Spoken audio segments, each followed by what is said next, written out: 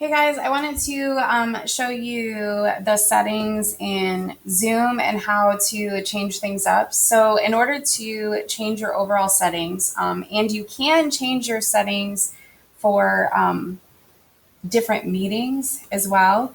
So what I wanted you to do is kind of check that out. So zoom.us is where you need to go, and you're going to go and click sign in.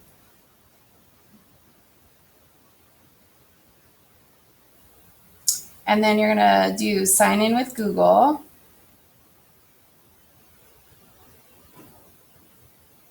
Choose your Keller ISD account. And here is kind of like the hub of everything important. So you'll go to settings.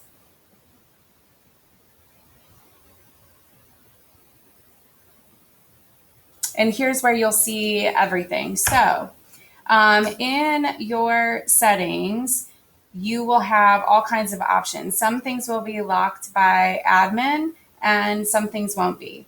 It is up to you whether or not you want to use the waiting room. I find that that is really hard to manage when I'm by myself. It's very challenging to let kids in and monitor all of that. Also, I found in the spring that it was really nice letting the kids come in before me to get the socializing aspect done. And then when I entered on, everybody was muted. So if you want to turn the waiting room off, you can just click that link right there.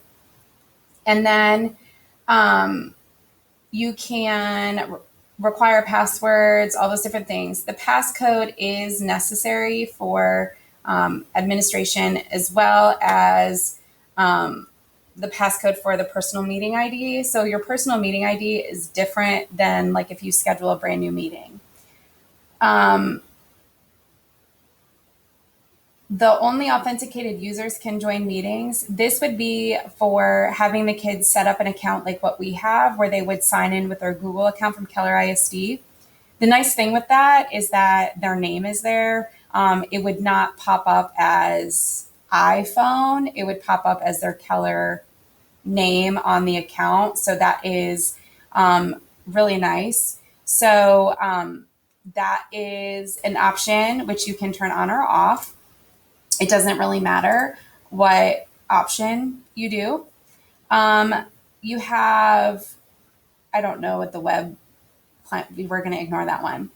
So you can decide whether or not your meetings will automatically start with your video on or off. I like it to be off because sometimes I set up my meetings and I open them up, but I'm not necessarily ready. So I leave my video off. I start my participants with their videos on so that they have to turn them off if they want to. These are the types of audio that you will allow. Most of them only need the computer, but I leave telephone and computer just in case.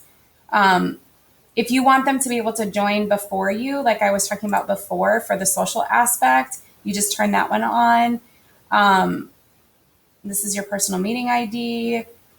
Use the personal meeting ID when scheduling a meeting. I don't do that because I wanted each class to have their own meeting code. But if you want to use the same one every time, that's what you would do.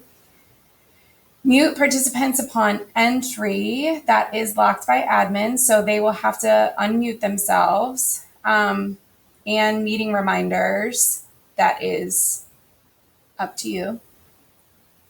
So here we get into while you're in the meeting. So I prevent the students from saving the chats, so they can't save that, and allow meeting participants to send a message visible to all participants. I don't do that. I don't allow for the students to chat back and forth with each other. So instead, I allow them to send a chat to me, just me. So those are settings that you can decide on. If you leave the chat on, I will also show you how in the meeting you can change that to only messaging you or not messaging at all. File transfer is when you can upload a file into the chat for them. You can have a co-host. You can't change those, so we won't even worry about those. So who can share? I had a lot of problems with the students sharing a screen while I was talking, and so that was really annoying. So I changed it to host only. Disable a desktop screen share for users. Only allow the sharing of selected applications. So you can change that however you want. Annotation, again, I like to turn that off because the kids will try to write on the screen while I'm sharing it when not invited. So I think that using something like Nearpod, where they're engaging in their own way on their own screen, is much more effective. Remote control during screen share, you can allow others to control the shared content. Again, you give that control, so it doesn't really matter. This is locked by admin. They're allowed to provide nonverbal feedback like thumbs up, etc. Here you can have, they can communicate without interrupting by using emojis. Again, it's the same thing. If you kick out a person for whatever reason, this is whether or not you'll let them rejoin. I have that setting off. I haven't had that experience, so I don't really know if I would want it. Allow the participants to rename themselves. Sometimes that this is really helpful because when you're doing a breakout room, if you have them put the number of the group that you want them to be in front of their name, it makes it easier for when you're going to do a breakout room. Otherwise, it's not necessary. One of my rules, though, is that they have to use their real first name. They can't make up something crazy. That one is not necessary. Breakout rooms. So allow your host to do your breakout rooms. You have to turn this on in order for you to be able to schedule your breakout rooms. And in order for breakout rooms to be turned on, you have to turn off the remote support. Closed captioning definitely turned on, and you want to save those captions. Virtual backgrounds, that's up to you, but I found it quite distracting, so I turned it off. Auto answers in the group chat. This is sometimes really helpful, but sometimes not. It's kind of anytime somebody chats something, maybe you could give them a link, or if you wanted a blanket statement to everybody, like I will circle back and contact you later, those kinds of things. These are all various different settings that I'm not really even sure how I would use them in this situation. So there's not much else on here that I think applies to us. So when you are finished with all of your settings,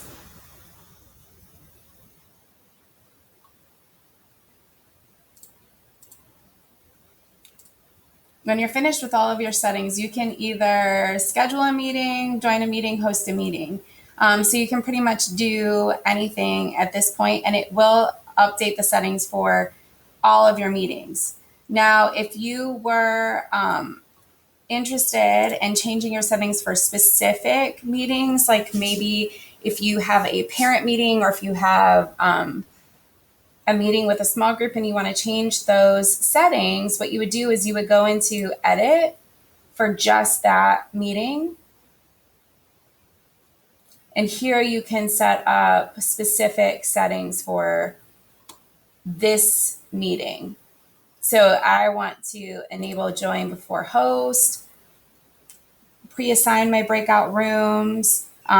If you're pre-assigning your breakout rooms, I would have them use the authenticated users, because that way the email addresses that are Keller will link with the ones that they're signing in with, instead of accidentally signing in with their mom or something like that.